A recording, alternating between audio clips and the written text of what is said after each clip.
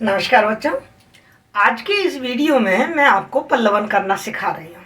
ये जो पल्लवन है ये आपके स्कूल एजुकेशन में भी काम आता है, आपके कॉलेज एजुकेशन में भी काम आएगा, और साथ में जब आप कॉम्पिटिटिव एग्जामिनेशंस देंगे, कोई भी प्रतियोगी परीक्षाएं देंगे, तो उसमें हिंदी का पेपर होगा ही होगा, और हिंदी का पेपर होगा तो वहाँ पल्लवन आएगा ही आएगा। तो मैं पूरे विस्तार के साथ एकदम ए से लेके और जेड तक पूरा आपको पल्लवन इस वीडियो में सिखाने वाली हूँ। बहुत ध्यान से आप अंत तक वीडियो को देखें और एक एक चीज को समझें, पल्लवन को समझें। सोचिए अभी यूनिवर्सिटी एग्जाम में आपके 5 नंबर का एक पल्लवन आता है और 4 पल्लवन आएंगे, और अब के जो पैटर्न है उसके हिसाब से कहीं से कुछ भी कर सकते हैं, तो आप 2 पल्लवन भी कर सकते हैं। तो आपके कितना मतलब 5 से 5 10 नंबर आपके बहुत आराम से आ जाएंगे, और बहुत ही इजी चीज है। बस एक बार कॉन्सेप्ट क्लियर हो जाए आपको पल्लवन किसे कहते हैं, और थोड़ी सी ट्रिक बताऊंगी आपको। यदि वो ट्रिक और समझ में आ जाती है तो आप पल्लवन बड़े आराम से कर लेंगे। सबसे पहले मैं आपको पल्लवन का अर्थ समझाऊंगी, है ना। जब तक हम पल्लवन का अर्थ नहीं समझेंगे आप पल्लवन को कर नहीं पाएंगे। तो पल्लवन जो शब्द है बेटा, ये जो पल्लवन शब्द है ये किससे मिलके बना है? पल्लव। और पल्लव का अर्थ होता है पत्ता, लीफ, जिसे आप इंग्लिश में कहते हैं लीफ, पत्ता। कभी आपने पेड़ को देखा है आपने पेड़ को? ये पेड़ इतना बड़ा जो आपको दिखाई दे रहा है वो किस कारण दिखाई दे रहा है? इसमें बहुत सारे पत्ते हैं, इसलिए ये बड़ा दिखाई दे रहा है, घना दिखाई दे रहा है। यदि इसमें पत्ते ना हो तो ये ठूंठ दिखाई दे, पतला सा दिखाई दे, स्लिम ट्रिम दिखाई दे। तो पत्तों से इस पेड़ का क्या हो गया है? आकार बढ़ गया। दूसरी बात, ये जो पत्ते हमें दिखाई दे रहे हैं, क्या ये वास्तव में पत्ते पहले ऐसे ही थे? नहीं, पहले तो जमीन में बीज पड़ा था, उस बीज से एक तना बना, और इस तने से भी ब्रांचेस निकली, और फिर इस ब्रांचेस में पत्ते लगे। तो ये पत्ता वास्तव में किसका रूप है? इस बीज का विकसित रूप है। यदि ये बीज नहीं होता तो ये पत्ते नहीं बनते। तो इस बीज के विकसित रूप को हम पत्ता कहते हैं। और पेड़ में इस तरीके से पत्ते निकलना, पत्तों का प्रस्फुटन होना, इसे हम कहते हैं पल्लवन, अर्थात पतियाना, पत्ते लगना। बिल्कुल ठीक उसी तरीके से हमारे हिंदी में किसी मुहावरे का कहावत हो, कोई सूक्ति हो, कोई वाक्य हो, कोई उक्ति हो, किसी विद्वान का कोई कथन हो, उस कथन का जब हम भाव विस्तार कर देते हैं ना, उसका वो बिल्कुल निष्कर्ष रूप में आपके सामने आता है। जैसे करत करत अभ्यास के जड़मति होते सुजान, एक सूक्ति के रूप में है। हम इससे क्या भाव है उस पूरे भाव को जब विस्तार के साथ बता देते हैं ना, उसे कहते हैं पल्लवन। क्लियर? समझ में आया आपको? तो इसी पल्लवन को भाव विस्तार भी कहा जाता है, इसी पल्लवन को विशदीकरण भी कहा जाता है, और आपके आसानी से समझने के लिए कह दूं, इसी पल्लवन को हम एक्सपांशन या एक्सटेंशन भी कहते हैं। बढ़ाना, विस्तृत करना, इसको कहते हैं हम पल्लवन। तो यदि आपको पल्लवन का अर्थ समझ में आ गया है तो आगे की चीजें आपको अच्छे से समझ में आएंगी। अब मैं आपको पल्लवन की आवश्यकता क्यों पड़ती है, उसकी उपयोगिता, पल्लवन की विशेषताएं, पल्लवन के जो अन्य शब्द हैं, जैसे पल्लवन और व्याख्या में क्या अंतर है, पल्लवन और भावार्थ में क्या अंतर है, पल्लवन और निबंध में क्या अंतर है। क्योंकि कुछ लोग इसको निबंध जैसा समझ लेते हैं, कुछ लोग इसको भावार्थ जैसा समझ लेते हैं, कुछ लोग इसको व्याख्या जैसा समझ लेते हैं। नहीं, इसका तीनों से अंतर है। मैं तीनों से अंतर आपको समझाऊंगी जिससे कि आपको क्लियर हो जाए कि वाकई पल्लवन क्या है। उसके बाद मैं आपको पल्लवन के नियम बताऊंगी, पल्लवन के करने के क्या नियम होते हैं, पल्लवन करने की प्रक्रिया समझाऊंगी, और सबसे इंपॉर्टेंट लास्ट में मैं आपको 5 पल्लवन इस वीडियो में करके दिखाऊंगी, लिखकर दिखाऊंगी, जिससे कि आप पल्लवन को बहुत अच्छी तरीके से समझ जाएं और आपकी प्रैक्टिस में आ जाए। मतलब लर्निंग बाय डूइंग। जब आपने पल्लवन कर लिया, पढ़ लिया, देख लिया और खुद अपने हाथों से कर लिया, तो फिर वहां एग्जाम में आपको पल्लवन करने में जरा भी दिक्कत नहीं आएगी। तो अभी आप एग्जाम की दृष्टि से काम कर सकते हैं। इसके बाद का आप 2-5 मिनट का जो वीडियो है उसको स्किप कर दें, क्योंकि अभी उपयोगिता या इसकी जो विशेषताएं हैं या अन्य शब्दों से जो अंतर है वो इतना इंपॉर्टेंट नहीं है। क्योंकि अभी तो अपन को प्रैक्टिकल आएगा कि एक सूक्ति दे दी जाएगी, है ना, कि जैसे महत्वाकांक्षा का जो सफलता का मोती महत्वाकांक्षा की सीप में पलता है। अब इसका पल्लवन कीजिए।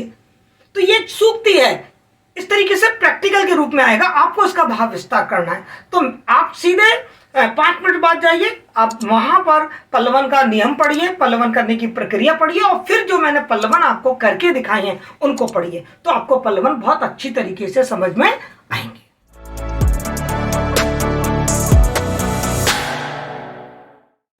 तो चलिए सबसे पहले मैं आपको बताती हूं पल्लवन का अन्य शब्दों से अंतर। पल्लवन और व्याख्या।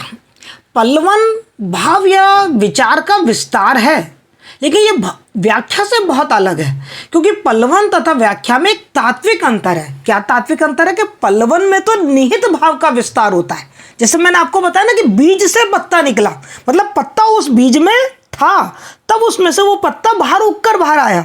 उसी तरीके से पल्लवन में जो उस सूक्ति में जो भाव है ना, उस भाव का विस्तार किया जाता है। इसमें व्याख्या की तरह कोई प्रसंग, संदर्भ, इस तरीके के कोई निर्देश नहीं दिए जाते, और ना ही कोई आलोचना या टीका टिप्पणी करने की छूट होती है। मतलब व्याख्या में तो क्या होते हैं, आप पूरी तरीके से स्वतंत्र होते हैं, अब जो बात दी गई है उसके बारे में अपने विचार प्रकट करते हैं। पर पल्लवन में हम अपने विचार प्रकट नहीं करते, बल्कि लेखक ने या किसी व्यक्ति ने जो सूक्ति कही है ना, उसी सूक्ति को ही हम अच्छी तरीके से स्पष्ट करते हैं, उसके भाव को विस्तार देते हैं। ठीक। दूसरा हम देखते हैं पल्लवन और भावार्थ में क्या अंतर है। अब आप कभी कभी कंफ्यूज हो जाते हैं कि चलिए भावार्थ लिख दीजिए, पल्लवन हो गया। नहीं, भावार्थ में मूल भाव को स्पष्ट करने के संबंध में एक सीमा होती है, पर पल्लव में मूल भाव को स्पष्ट करने के लिए भाव विस्तार संबंधी कोई सीमा नहीं होती। आप जहां तक और जो भी हो उस तरीके का भाव को विस्तार दे सकते हैं। पल्लवन के द्वारा मूल और गौण दोनों प्रकार के जो भाव उस सूक्ति में निहित हैं उनको प्रकट किया जाता है। मतलब मूल भाव क्या है और उसके सहायक विचार क्या है उनको प्रकट किया जाता है, जबकि भावार्थ में केवल मूल भाव को ही स्पष्ट किया जाता है। तीसरा, पल्लवन और निबंध में क्या अंतर है। कुछ लोग सोचते हैं छोटा सा निबंध लिख दो वही पल्लवन हो गया। नहीं, दिए गए वाक्य में निहित भाव को स्पष्ट करना यदि पल्लवन है, तो उसमें दिए गए शब्दों का विश्लेषण करना निबंध कहलाएगा। तो मैं एक उदाहरण के द्वारा आपको स्पष्ट करती हूं कि जैसे मान लो साहित्य का आधार जीवन है, यदि आपको इस पर पल्लवन करना के लिए आपके एग्जाम में आता है तो आप क्या करेंगे, साहित्य का आधार जीवन है, अर्थात साहित्य जीवन से बनता है, अर्थात साहित्य को प्रेरणा जीवन से मिलती है, अर्थात साहित्य में जीवन ही दिखाई देता है, जीवन ही वो आधार है जिसके आधार पर साहित्य रचा जाता है। ये वाली बात लिखनी है। लेकिन यदि इस पर निबंध लिखें आप तो आपको क्या लिखना पड़ेगा, साहित्य किसे कहते हैं, साहित्य की परिभाषा, साहित्य के प्रकार, साहित्य की उपयोगिता, ये सारी बात आप लिखेंगे तो वो कहलाएगा आपका निबंध। क्लियर? तो आपको समझ में आ गया साहित्य और निबंध में क्या अंतर है। बस ये समझ लीजिए कि पल्लवन यदि मछली की आंख है ना, तो निबंध वो पूरी मछली है। ओके। तो इस प्रकार किसी भी उक्ति अथवा वाक्य में निहित व्यापक संदेश को विस्तार देना ही भाव पल्लवन कहलाता है। ये सूत्र वाक्य गागर में सागर का भाव रखते हैं।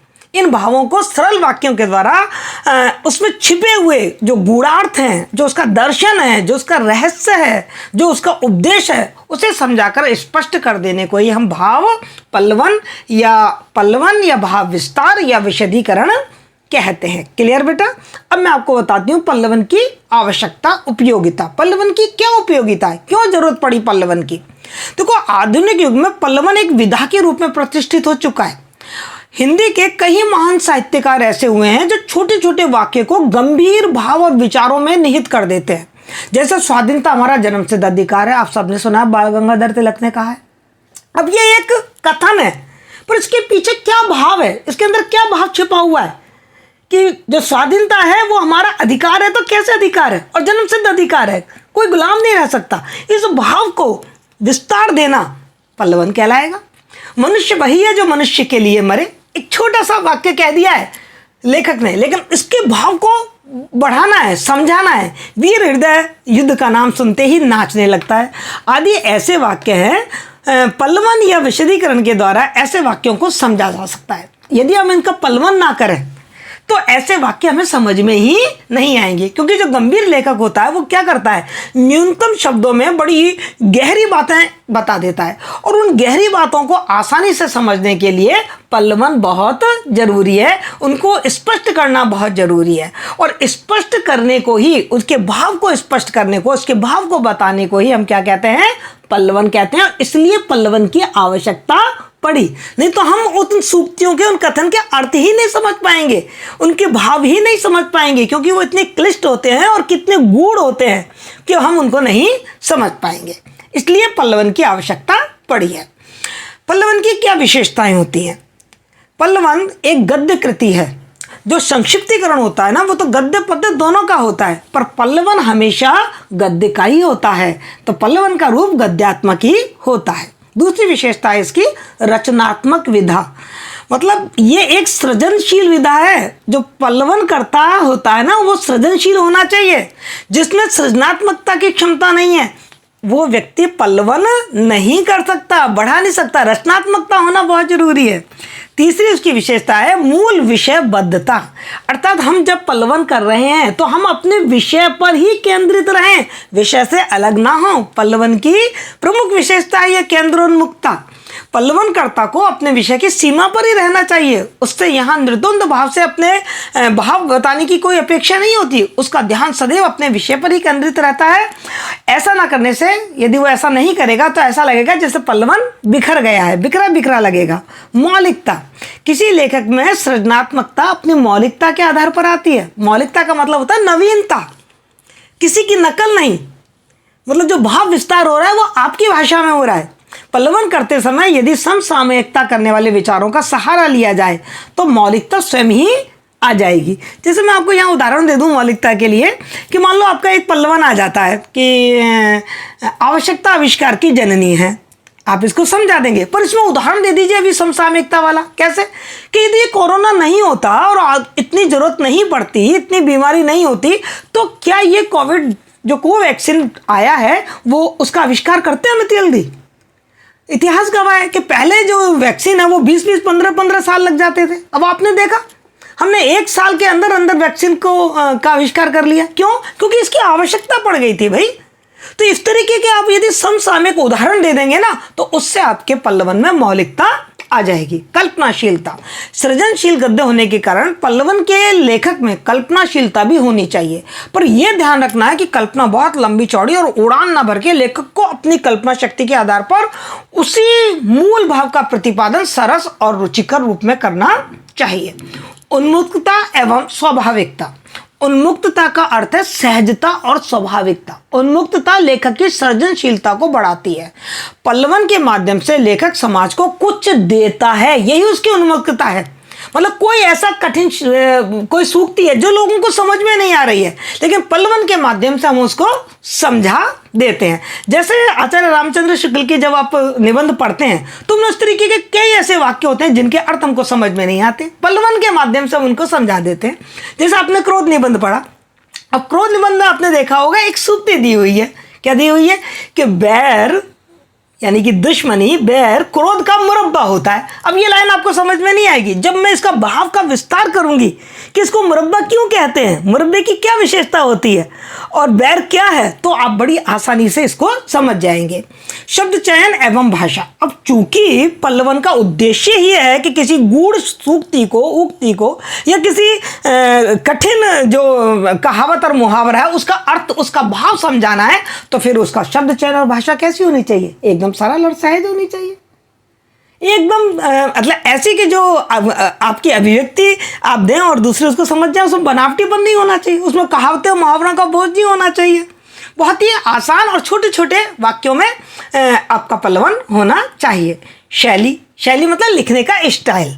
चूंकि भाव विस्तार कर रहे हैं तो यहाँ पर व्यास शैली, व्यास का मतलब होता है फैलाने वाली शैली, विस्तार करने वाली शैली। तो पल्लवन व्यास शैली में लिखा जाता है और अंत में उसका सूत्र रूप में संग्रहित कर दिया जाता है। जैसे पूरी बात आपने समझा दी और समझाने के बाद फिर आपने उस बात को एक सूक्ति के रूप में लिख दिया। सरल भाषा में कहें तो किसी प्रशिक्षक के भांति विस्तार पूर्वक कोई बात समझाई जाती है और पाठक के सामने उसका भाव विस्तार के साथ प्रस्तुत कर दिया जाता है। और एक बात का ध्यान रखें कि इसकी शैली में प्रभावशीलता का गुण होना बहुत ही जरूरी है। पल्लवन से संबंधित कुछ महत्वपूर्ण नियम हैं जो मैं आपको बता रही हूं, उनको आप ध्यान से सुनें। पल्लवन करते समय किसी भी विधि का प्रयोग किया जाए, अर्थात कोई भी तरीका अपनाओ, किंतु उसका उद्देश्य वही रहना चाहिए जो लेखक का उद्देश्य है, उससे भटकना नहीं चाहिए। मतलब लेखक ने अपनी सूक्ति में किस उद्देश्य से वो सूक्ति कही है, हमें उसी उद्देश्य को स्पष्ट करना है, अपनी तरफ से उससे कुछ जोड़ना नहीं है। पल्लवन के लिए मूल जो सूक्ति है, जो अवतरण है, उसके संपूर्ण भाव को अच्छी तरह से समझने का प्रयास करना चाहिए, क्योंकि हमें दूसरों को वो समझाना है। मूल भाव या विचार के साथ साथ जो उसके गौण और सहायक विचार हैं उनको भी हमें समझने की चेष्टा करें। जैसे मैंने अभी आपको बोला कि बैर क्रोध का मुरब्बा है, तो देखो क्रोध तो इसमें मूल भाव है ही, लेकिन साथ में एक मुरब्बा चीज आ गई है, बैर चीज आ गई है, तो उनको भी हम समझें और उनको भी हम स्पष्ट करेंगे। अर्थ विस्तार हेतु कुछ उदाहरण या तथ्य दें। जैसे मैंने अभी आपको बताया कि आवश्यकता आविष्कार की जननी होती है, तो हमने कोरोना के वैक्सीन का उदाहरण दे दिया, तो आपको अर्थ विस्तार के लिए, समझाने के लिए कोई उदाहरण भी देने चाहिए। पल्लवन समाज शैली, समास मतलब मिला देना, छोटे रूप में करना, लेकिन इसकी जगह ये व्यास शैली में लिखा जाना चाहिए, अर्थात इसमें तथ्य को विस्तार से लिखा जाना चाहिए। इसकी भाषा शुद्ध होनी चाहिए, और हिंदी में भाषा तो आप जो भी कुछ लिखेंगे सब में शुद्ध होनी चाहिए, पर साथ में बहुत ही स्पष्ट हो, मौलिक हो और सरल हो। वाक्य बिल्कुल छोटे छोटे हों और अलंकृत भाषा या मुहावरेदार भाषा का प्रयोग ना करें, उनको अपन थोड़ा सा उनको मतलब अलग रखना ही श्रेष्ठकर है। पल्लवन में लेखक के मूल भावों को विस्तार होना चाहिए। कोई टीका टिप्पणी या आलोचना अपनी तरफ से नहीं करनी है। जो लेखक ने कह दिया है कि स्वतंत्रता मेरा जन्मसिद्ध अधिकार है, तो आप इसके पक्ष विपक्ष में ना लिखें, आप इसी पक्ष में ही लिखेंगे कि हाँ जन्मसिद्ध अधिकार है। इसमें सामसिक शब्दों का प्रयोग बिल्कुल नहीं होता है, ध्यान रखना। मैं और हम का प्रयोग भूल कर भी ना करें। पल्लवन हमेशा अन्य पुरुष में ही लिखा जाएगा, बहुत ध्यान रेखांकित करने वाली बात है। पल्लवन में मैं और आप का प्रयोग नहीं होगा, अन्य पुरुष में लिखा जाएगा, और वर्तमान काल व भविष्य काल का प्रयोग पल्लवन में नहीं किया जाना चाहिए। ये मैंने आपको कुछ नियम बताए पल्लवन करने के, और अब मैं आपको बताती हूँ पल्लवन की प्रक्रिया कि पल्लवन कैसे करना चाहिए। बहुत इंपॉर्टेंट चीज़ है बेटा, बहुत ध्यान से समझिए कि पल्लवन आप कैसे करेंगे। जैसे ही आपके एग्जामिनेशन में पेपर आपके सामने आता है और आप प्रश्न पढ़ते हैं पल्लवन वाला, आपने पल्लवन का प्रश्न पढ़ा और आपने देखा उसमें कोई सूक्ति या कथन, कोई मुहावरा या कोई लोकोक्ति आई और आपसे कहा गया कि इसका पल्लवन कीजिए, तो सबसे पहले आप क्या करेंगे, पल्लवन के लिए जो भी वाक्य, सूक्ति, लोकोक्ति या कहावत को ध्यानपूर्वक पढ़ें और उस पर भली भांति चिंतन मनन कर उसका आशय समझने की चेष्टा कीजिए, उसका अर्थ समझिए, क्योंकि जब तक आप उसका अर्थ नहीं समझेंगे आप पल्लवन नहीं कर पाएंगे, ताकि संपूर्ण अर्थ और भाव अच्छी तरीके से आपको समझ में आ जाए। फिर सोचिए कि इस उक्ति के अंतर्गत क्या क्या विचार और क्या क्या भाव आए हैं, क्या क्या चीजें लेखक ने इसके अंदर डाली हैं। क्रोध भी डाला है, भय भी डाला है, मुरब्बा भी डाला है, जैसे उदाहरण मैंने आपको बताया अभी, ठीक है ना। जैसे आवश्यकता आविष्कार की जननी होती है, तो आवश्यकता भी डाली है और आविष्कार भी डाली है और जननी भी डाली है। तो ये इसके मूल भाव तो हो गया कि ये आविष्कार, लेकिन इसके सहायक भाव है आवश्यकता और जननी। तो मूल विचार और भाव के पीछे छिपे अन्य सहायक विचारों को समझने का प्रयास करना है, और फिर आपके मन में जो भी विचार आ रहे हैं, जो भी उससे संबंधित भाव आ रहे हैं, उन भावों को आप समझें। आप ये समझ लीजिए कि मूल उक्ति किसी लंबी चौड़ी बात का निष्कर्ष है। सोचिए कि विचारों के किस क्रम में ये बात अंत में कही होगी, मतलब इसके पहले लेखक ने क्या क्या सोचा होगा, क्या क्या भाव उसके मन में रहा होगा। उक्ति के विचार क्रम और संदर्भ को जानने की कोशिश करनी है आपको कि ये किस क्रम में ये बात कही गई है और किस व्यक्ति ने ये बात कही है, तो उसका क्या भाव रहा है। ये निश्चित है कि वह किसी विस्तृत बात का ही निष्कर्ष होती है। एक्चुअली में जो आपके सामने आता है ना, वो निष्कर्ष होता है और आपको उस निष्कर्ष का विस्तार करना होता है। मूल कथन को अच्छी तरह से समझ लेने के बाद इसको लेकर आपके मन में जो भी भाव उठ रहे हैं, है ना। इससे संबंधित जो भी कोई दृष्टांत, जो भी कोई उदाहरण आपको समझ में आ रहे हैं, उन्हें आप एक रफ कागज में लिख लो। मूल और गौण विचारों को समझ लेने के बाद एक एक कर सभी निहित विचारों को एक एक अनुच्छेद में लिखना आरंभ कर दीजिए, ताकि कोई भी भाव और विचार छूटने ना पाए। जो आपने रफ कागज में लिखे हैं ना, अब उनमें से क्रमबद्ध रूप से उठाइए और उन पर लिखना शुरू कर दीजिए। अब सवाल ये उठता है कि आप कितना बड़ा लिखें। आपका लेख कितना बड़ा हो, इस बारे में कोई नियम नहीं है। जैसे मैंने आपको संक्षिप्तीकरण में नियम बताया है कि 1/3 होना चाहिए, पर इसमें कोई नियम नहीं है। ये एक पैराग्राफ में भी हो सकता है, 2-3 पैराग्राफ भी लग सकते हैं। आप अलग अलग छोटे छोटे पैराग्राफ लिख दीजिए और देखते जाइए कि मूल वाक्य की सब बातें आ गई हैं या नहीं आ गई है। हाँ, पर एक बात का ध्यान रखें, यदि आपके प्रश्न पत्र में पल्लवन की शब्द सीमा दे रखी है कि निम्न सूक्ति का 150 शब्दों में पल्लवन कीजिए, 100 शब्दों में पल्लवन कीजिए, 80 शब्दों में पल्लवन करिए, तो फिर आपको इस सीमा निर्धारण का ध्यान रखना चाहिए। यदि कोई निर्देश ना हो तो प्रतियोगी परीक्षाओं में तो आप ऐसा कर लीजिए, 250-300 शब्द काफ़ी होते हैं। और विश्वविद्यालय में जो सामान्य हिंदी का प्रश्न पत्र है अभी जो आप देने जा रहे हैं, उसमें आप 150 से लेकर 200 शब्द तक पल्लवन लिख सकते हैं। अंत में अपना लेख एक बार दोहरा ले, कोई शब्द, कोई अक्षर या कोई मात्रा या कोई विराम चिन्ह छूट तो नहीं गया है, तो छूट गया है तो उसे ठीक कर लें। या लेख में कोई ऐसा विचार या कोई वाक्य या वाक्यांश बार बार आ गया है, उसको दोहराया गया, तो उसको हटा दें। क्लियर? तो मैंने आपको पल्लवन के नियम भी बता दिया, प्रक्रिया भी बता दी। अब सबसे इंपॉर्टेंट बात कि पल्लवन कैसे करें, कुछ उदाहरण देके मैं आपको समझाती हूँ कि पल्लवन कैसे करेंगे। देखिए अपनी स्क्रीन पे आपको दिखाई देंगे उदाहरण। जैसे पहला उदाहरण में लेती हूँ, करत करत अभ्यास के जड़मति होत सुजान। ठीक है, ये पल्लवन आपके कोर्स में आया है। तो यदि आपको ये पूरा दोहा याद आ जाता है तो सुबहान अल्लाह, शानदार। जड़ करते करते अभ्यास के जड़मती हो तो सुजाना, रसरी आवत जाता है सिल पर करत निशान। गोस्वामी तुलसीदास ने कहा यह दोहा है। यदि आपको याद आ जाता है तो लिख दीजिए, नहीं याद आ जाए तो कोई बात नहीं। तो इस दोहे का अर्थ यह है। अब इसका विस्तार कैसे करेंगे आप, पहले इसको समझा हमने। करत करत अभ्यास के जड़मती हो तो सुजान, करत करत अभ्यास अर्थात प्रैक्टिस प्रैक्टिस प्रैक्टिस। याद आ रहा था आपको? इंग्लिश में आप एक प्रोवर्ब पढ़ते हैं, प्रैक्टिस मेक्स मैन परफेक्ट। जो प्रैक्टिस होती है वो इंसान को परफेक्ट बनाता है, बस वही भाव है यहाँ पर। तो इस दोहे का अर्थ यह है कि निरंतर अभ्यास करने से एक मूर्ख आदमी भी बुद्धिमान बन सकता है। जो अब देखो, इसकी जो सेकंड लाइन यदि आपको याद आ गई है तो रसरी आते जाता है सिल पर करत निशान। कुएं में से जब पानी खींचते थे तो रस्सी के माध्यम से बाल्टी को बाहर निकालते थे। तो वो रस्सी है, वो कुएं का जो जगत बना हुआ है, जो पत्थर की चारों तरफ चौखट बनी हुई है, उससे रगड़ के आती थी और उससे रगड़ रगड़ के उस पत्थर पे भी निशान पड़ जाते थे। ये उसने दृष्टांत दे के इस बात को समझाया है। तो आप भी इस तरीके से समझा दीजिए। ठीक इसी तरह यदि इंसान बिना हिम्मत हारे निरंतर कार्य अथवा कोशिश करता रहे तो एक ना एक दिन अवश्य ही सफल हो जाता है। जीवन में सफल होने के लिए निरंतरता बनाए रखना बहुत जरूरी है। कई बार परिस्थितिवश रुकावट आ जाती है तो हम धैर्य खो देते हैं, लेकिन हमें धैर्य नहीं खोना चाहिए। अपने लक्ष्य को सामने रखकर अभ्यास में जुटे रहना चाहिए। निरंतर अभ्यास से ज्ञानी व्यक्ति भी ज्ञानवान हो जाता है। अभ्यास से व्यक्ति की बुद्धि का विकास होता है और उसकी जानकारियां बढ़ती हैं। बुद्धि के परिष्कार और संस्कार के लिए लगातार प्रयास करना जरूरी है। फिर एक उदाहरण दे दीजिए, जैसे परीक्षा में वही विद्यार्थी अच्छे अंक लाता है जो लगातार अध्ययन करता रहता है। ज्ञान अपने आप चलकर तो आपके पास आता नहीं है, बल्कि ज्ञान प्राप्त करने के लिए आपको कोशिशें करनी पड़ती है, प्रयास करने पड़ते हैं। तो जो जितना अधिक प्रयास कर लेगा, जो जितना अधिक अभ्यास कर लेगा, उसे उतना ही अधिक प्राप्त हो जाएगा। एक पाठ को आप जितनी बार पढ़ेंगे, बार बार उसका अभ्यास करेंगे, बार बार उसका रिवीजन करेंगे, तो वो उतना ही बेहतर तरीके से आपको समझ में आ जाएगा। तो इस तरीके से पहले तो आपने इस सूक्ति का भाव समझाया और उसके जो गौण जो विचार थे वो समझाया कि निरंतरता और अभ्यास क्या है, और उसके बाद आपने उदाहरण देकर स्पष्ट कर दिया। ठीक है, समझ आया? अब देखो एक दूसरा अपन उदाहरण देखते हैं। आवश्यकता आविष्कार की जननी है। तो पहले तो आप इस लाइन को समझिए। आवश्यकता हमारी नीड, हमारी जरूरत है। आविष्कार मतलब कोई नई चीज खोजना।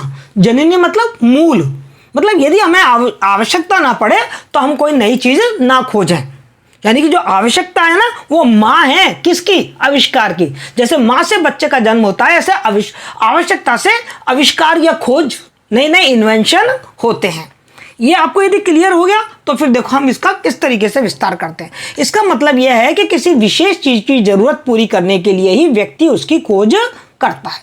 यह मानवीय आवश्यकता ही थी कि जिसने पहले व्यक्ति को खाने के लिए भोजन खोजना, रहने के लिए घर का निर्माण करना, जंगली जानवरों से बचने के लिए हथियार बनाने का कार्य किया। यदि इन सभी चीज़ों की मनुष्य अस्तित्व के लिए जरूरत नहीं होती तो वह कभी भी इन चीज़ों का आविष्कार नहीं करता। ये वास्तविकता और मानव स्वभाव है कि जब जीवित रहने के लिए कुछ जरूरी हो जाता है ना, तो मानव किसी भी तरीके से उसे प्राप्त करने के लिए जुट ही जाता है। अर्थात आवश्यकता हर नए आविष्कार और हर खोज के पीछे का मुख्य आधार है। व्यक्ति एक जगह से दूसरी जगह जाता था, दूरियां होती थी, चलने में थक जाता था, उसकी आवश्यकता पड़ी कि कोई ऐसी चीज़ आए जिससे कि उसका चलना आसान हो जाए, उसने पहिया खोज लिया। तो इस तरीके से जो आवश्यकताएं होती हैं वो हमारी आविष्कार की जननी होती हैं। इतिहास साक्षी है कि प्रमुख और उल्लेखनीय आविष्कार मानव के जीवन में महत्वपूर्ण आवश्यकताओं का परिणाम ही रही हैं। अब बताइए, लोग चेचक से कितना मरते थे? आवश्यकता थी कि कोई ऐसी दवा आए कि लोग चेचक से बच जाएं। एडवर्ड जेनर ने चेचक का टीके का आविष्कार कर लिया। तो मनुष्य की आदिम अवस्था से लेकर वर्तमान विकसित अवस्था तक काया पलट के मूल में यह आवश्यकता ही रही है। आवश्यकता पूर्ति हेतु मनुष्य कर्म करने के लिए प्रेरित होता है, बाध्य हो जाता है, और इस प्रयास में उसे जो अनुभव हासिल होता है उसे अगली आवश्यकता की पूर्ति के लिए उपयोग में लेता है। मनुष्य कितनी भी उत्तम अवस्था में पहुंच जाए, उसकी आवश्यकताएं निरंतर बढ़ती रहती हैं। आज देखिए आप, और जैसे जैसे आपकी आवश्यकता बढ़ती जा रही है वैसे वैसे आप देख रहे हैं कि उतने ही आविष्कार होते ही जा रहे हैं। पहले देखो आप, मोबाइल आया था, उसकी इतनी मेमोरी नहीं होती थी। आजकल आप देख रहे हैं कि चूंकि ऑनलाइन काम बहुत ज़्यादा होने लगे हैं और सब लोग अपने हाथ में ही सारे काम करना चाहते हैं, तो आप देखो ऐसे मोबाइल आने लगे जो कि बिल्कुल टच और इतनी आसानी से चल रहे हैं और उनकी मेमोरीज बहुत बढ़ गई है।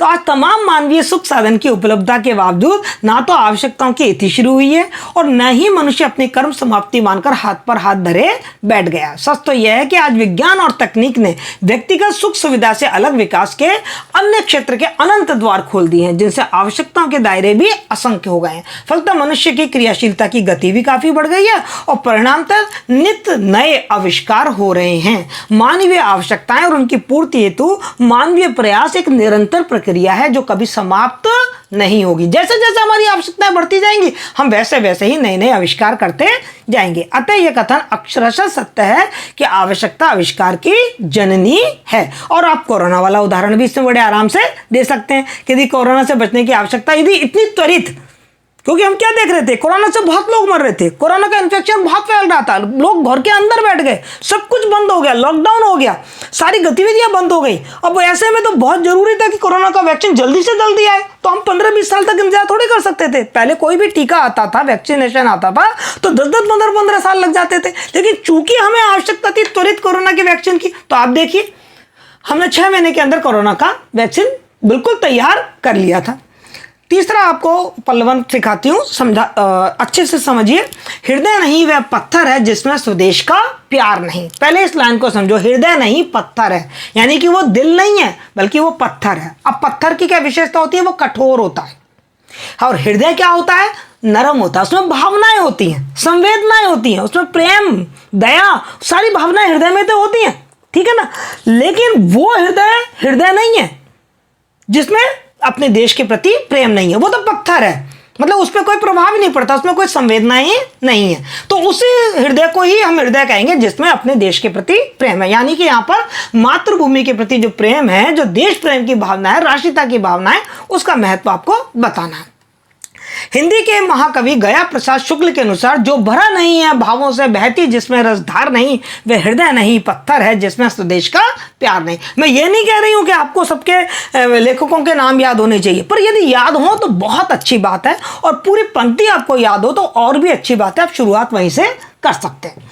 फिर आप इसका भाव विस्तार करिए कि जिस धरती पर हमने जन्म लिया, जिसकी मिट्टी में हम पल कर बड़े हुए, उस देश की धरती हमारी माँ से भी बढ़कर तथा स्वर्ग से भी ज्यादा महान है। हर देशवासी का अपने मातृभूमि के प्रति उसकी रक्षा के लिए अपना सर्वस्व लुटाने का महान कर्तव्य होता है। और जिस व्यक्ति में अपनी मातृभूमि अर्थात देश के प्रति प्रेम नहीं है तो वह व्यक्ति दुनिया में किसी से भी सच्चा प्रेम कर ही नहीं सकता। वस्तुतः उसका हृदय नहीं पत्थर है, क्योंकि उसमें प्रेम, स्नेह, दया, त्याग, बलिदान, संवेदनाएं जैसे भावनाएं नहीं है, वह मनुष्य कहलाने के लायक ही नहीं है, क्योंकि मनुष्य तो भावनाओं का पुतला है। और वही व्यक्ति मनुष्य कहलाने का अधिकारी है जो अपने देश के प्रति, अपने देशवासियों के प्रति प्रेम और सहानुभूति की भावना रखता हो। वह अपने देश के प्रति अपने कर्तव्य को समझता हुआ उसके सुख दुख को, उसकी प्रगति और उन्नति को, उसकी जो प्रतिष्ठा है, उसकी जो सम्मान है, उसको अपना मान सम्मान समझे। तो एक सहृदय व्यक्ति ही अपनी जन्मभूमि और अपने देश से उसी प्रकार स्नेह रखता है जिस प्रकार वह अपने माता पिता के प्रति श्रद्धा और स्नेह का भाव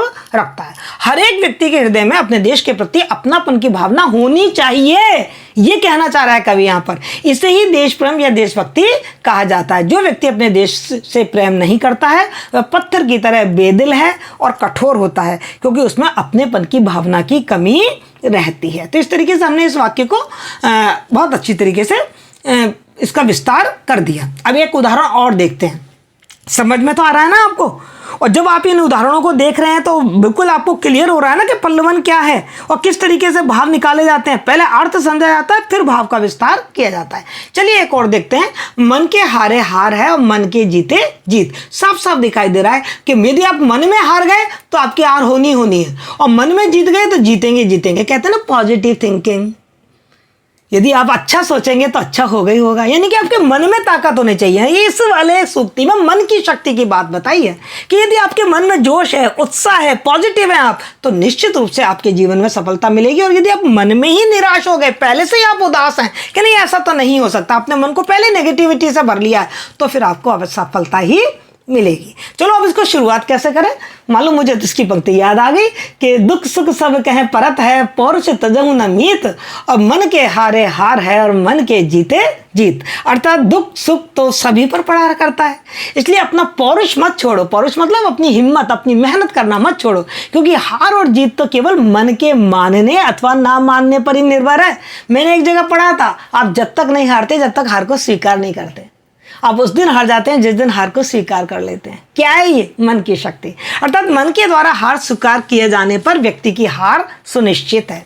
इसके विपरीत यदि व्यक्ति का मन हार स्वीकार नहीं करता तो विपरीत परिस्थितियों में भी विजयश्री उसके चरण चूमती है। जय पराजय, हानि, लाभ, यश, अपयश, दुख, सुख सब मन के ही कारण होते हैं। इसलिए व्यक्ति जैसा अनुभव करेगा ना वैसा ही वो बन जाएगा। मन ही मनुष्य को सांसारिक बंधनों में बांधता है, मन ही बंधनों से छुटकारा दिलवाता है। यदि मन ना चाहे तो व्यक्ति बड़े से बड़े बंधनों की भी उपेक्षा कर सकता है। शंकराचार्य ने कहा है कि जिसने मन को जीत लिया उसने जगत को जीत लिया। मन ही मनुष्य को स्वर्ग या नरक में बिठा देता है। स्वर्ग या नरक में जाने की जो कुंजी है ना, भगवान ने हमारे हाथों में ही दे रखी है, और वो कुंजी क्या है? हमारा मन। ऐसे अनेक उदाहरण हमें इतिहास में मिल जाएंगे जब हम देखते हैं कि मन की संकल्प शक्ति के द्वारा व्यक्तियों ने अपनी हार को विजयश्री में परिवर्तित कर दिया। महाभारत के युद्ध में पांडव केवल 5 थे, कौरव इतने सारे थे, कैसे जीत गए? उसका कारण सिर्फ यह था कि श्री कृष्ण ने हमेशा उनके मनोबल को दृढ़ किया।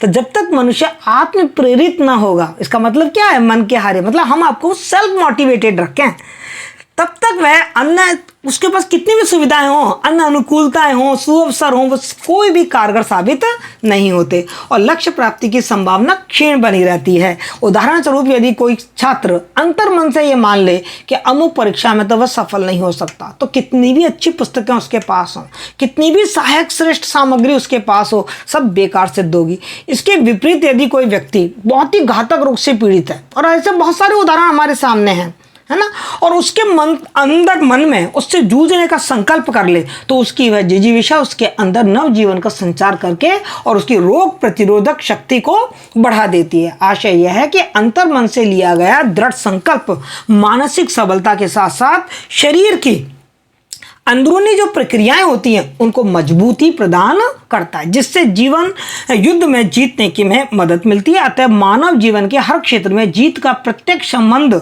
शारीरिक और भौतिक सामर्थ्य से नहीं है, बल्कि उससे ज़्यादा उसकी मानसिक धारणा से है। जो धारणा हमने बना ली है वो ज़्यादा इम्पॉर्टेंट है। क्लियर? समझ में आया आपको? चलिए एक और लास्ट में हम पल्लवन कर लेते हैं, अच्छे से आपको समझ में और आ जाएगा कि बिना विचारे जो करे सो पाछे पछताए। बहुत अच्छी तरीके से आपको इसका अर्थ भी समझ में आ रहा है। बिना विचार के यदि कुछ कर लेता तो बाद में पछताना पड़ता है। यानी कि इसमें विचार विमर्श, सोचने समझने, निर्णय की क्षमता, बुद्धि के साथ, विवेक के साथ कोई काम किया जाए, इसकी बात कही गई है।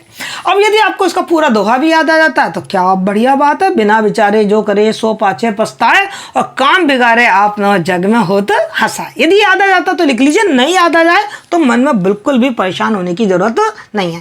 तात्पर्य यह है कि यदि कोई मनुष्य किसी भी कार्य को करने से पहले कुछ भी ना सोचे और उसे कर दे बिना सोचे समझे, बाद में उसे जब अपनी गलती का एहसास होने लगता है तो वह उस समय पछताता है और दुनिया भी उसका मजाक उड़ाती है। असफल व्यक्ति का तो सब मजाक ही उड़ाते हैं ना, सफल व्यक्ति को सब नमन करते हैं।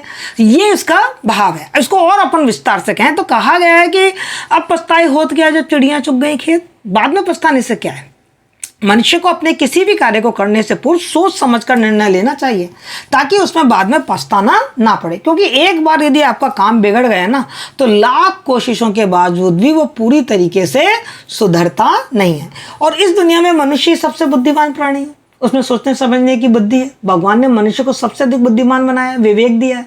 अतः कोई भी काम जब भगवान ने दी है, हमको बुद्धि विवेक दिया है, तो किस लिए दिया है? सोचने समझने के लिए। तो जब भी हम कोई काम करें बिना विचार के, बिना सोचे समझे, बिना उसका क्या प्रभाव होगा, उसके फ्यूचर के बारे में ये सोच कर ही हमें उसे काम करना चाहिए। विचार के अभाव में कार्य को सही दिशा नहीं मिल पाती है। विचार करने से यदि हम कोई भी काम कर रहे हैं और उस पर यदि हम विचार कर लें तो देखो हम पूरी योजना बना लेते हैं। उसका उद्देश्य क्या है, वो कैसे किया जाएगा, उसमें क्या क्या साधन लगेंगे, उसमें क्या क्या परेशानियां हमारे सामने आ सकती हैं, उसका क्या प्रभाव पड़ेगा, इन सब पर हम अच्छी तरीके से अपने जो विचार योजना है वो पहले ही सुनिश्चित कर लेते हैं। इससे कार्य संबंधी जो मजबूत है वो कमजोर पक्ष हमारे सामने आ जाते हैं। फलतः कार्य की एक रूपरेखा बन जाती है जिससे काम करना बहुत आसान हो जाता है और कार्य की सफलता की संभावना भी प्रबल हो जाती है, बढ़ जाती है। अतः कोई निर्णय करने के पहले खूब विचार विमर्श कर लेना चाहिए जिससे उस निर्णय के प्रभाव को समझा जा सके। जो व्यक्ति उचित अनुचित का विचार कर किसी निष्कर्ष पर पहुंचता है वह अपने निर्णय से संतुष्ट रहता है। इसके विपरीत किसी उत्तेजना, गुस्से में लिए गए निर्णय के बाद में पश्चाताप का ही कारण बनता है।